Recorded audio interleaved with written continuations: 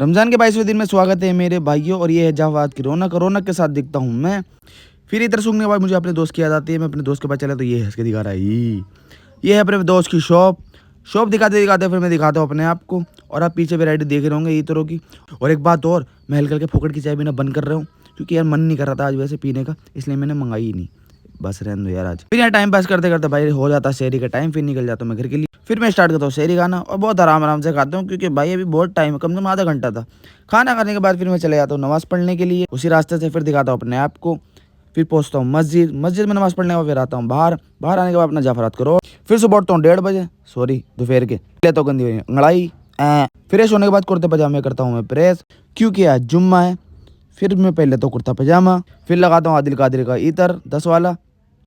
इतर लगाने के बाद फिर मैं निकल जाता हूँ नमाज़ पढ़ने के लिए। नमाज़ पढ़ने के बाद फिर आ जाता हूँ बाहर।